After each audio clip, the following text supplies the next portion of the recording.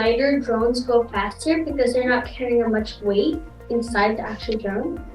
Well, that is true. So we try to make drones as light as we can, but most of the weight is actually the battery pack. So if we look at this drone, you can see the back of it is hollow. It's like empty. There's nothing in there. Most of it's battery. And I don't know if you guys have ever picked up batteries, but for their size, batteries are pretty heavy.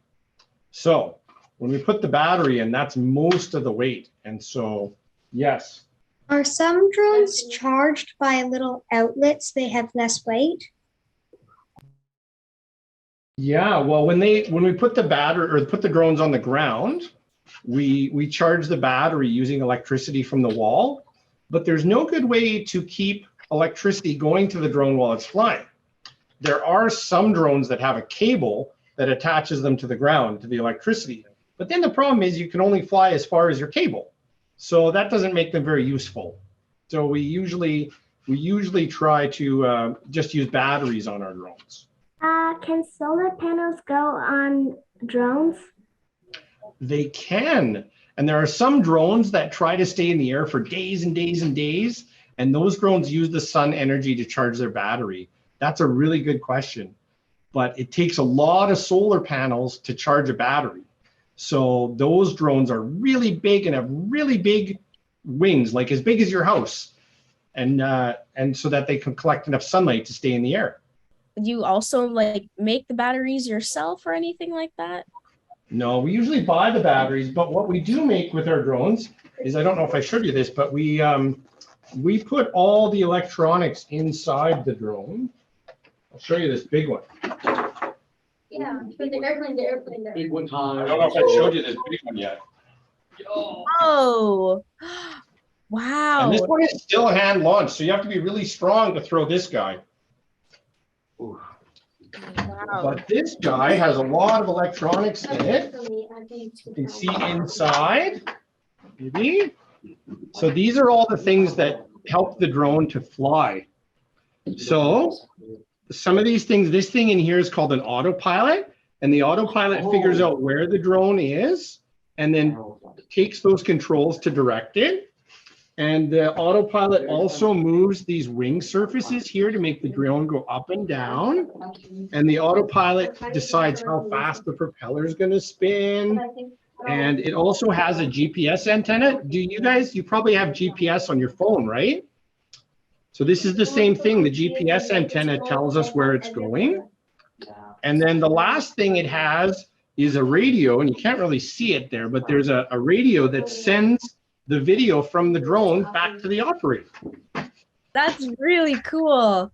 A lot of the kids are putting up their Zoom reactions and the very shocked faces, so it looks amazing. And now we have the second video here by the drones operated by a specific team.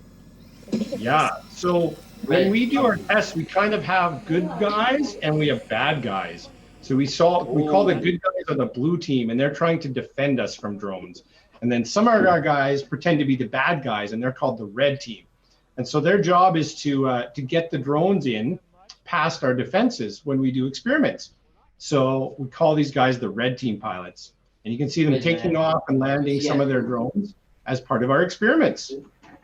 Awesome. And which drones are the best to test out in terms of, red team and blue team and stuff like that? Oh, they all have different capabilities. So these ones are great because they're really small. So can you imagine trying to see this drone from a long way away is really hard. So that makes these ones good. But this drone can go really fast. So this drone goes faster than your car drives on the highway. So this drone can go 140 kilometers an hour. Even though it's made of styrofoam and it kind of looks like a toy, it can go really fast. So we like to use these ones as well for different testing.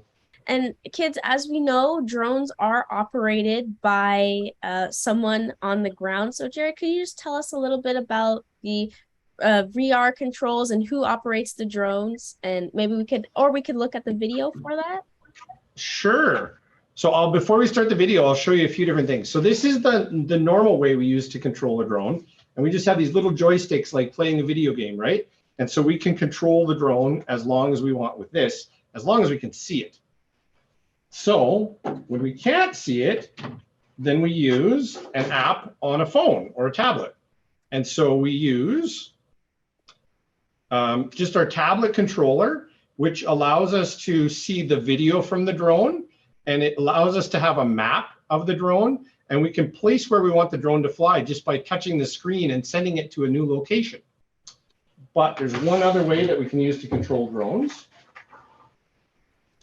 and that's using this headset. So it also makes you look really goofy because you put the headset on and you don't know where you are or where you're running, and you can bump into things. But this is how we fly a drone when they're really far away.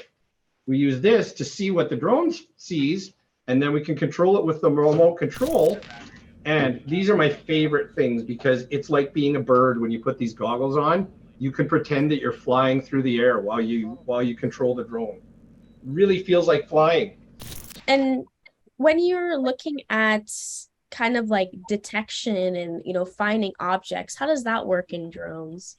Yeah, so that's part of our job, is to try to find a drone in the sky. So you can imagine if this thing was like 2 kilometers away, how would we ever find it? So we use a lot of different technologies. We do radars. I don't know if you've heard of a radar, but a radar is something that sends out a beam of electrons and bounces off the drone, and then that reflection, we measure out where the drone is. We also use big cameras on the drone. So we use big cameras to scan the sky and see if we can find these little drones. And there's one other way we can detect drones, and that's because of their radio signal.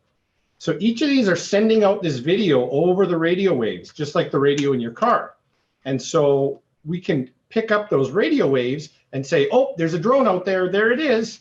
And we can find it by its radio waves. And so this sensor, this radio detector, is telling, oh, there's a drone in the sky and it's over there, look out. And so it tells you where to look with those colored cones. For different colors, will there be different colors? For example, will it be blue to represent a different meaning? Yeah, so every drone has its own signal. So it's like a fingerprint. And so you can say, oh, I recognize this drone.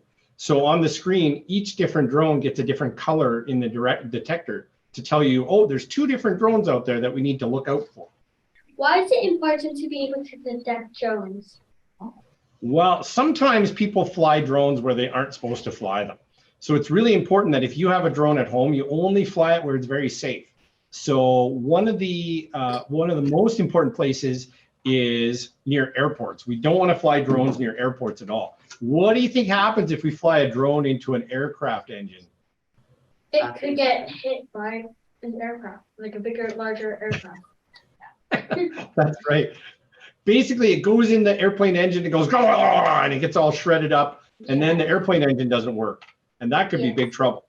So one of the reasons why we worry about detecting and stopping drones is to keep them away from airports. So this is another screen that says, uh-oh, there's a drone nearby. You need to be on the lookout. So that's what the detection system looks like as well. So when we just do testing here, but we'll quite often fly like 10 drones at the same time and see if somebody can detect all 10 of them and tell them where we are at the same time. But it gets really confusing. You can imagine if you had 10 drones flying everywhere, where are they coming from?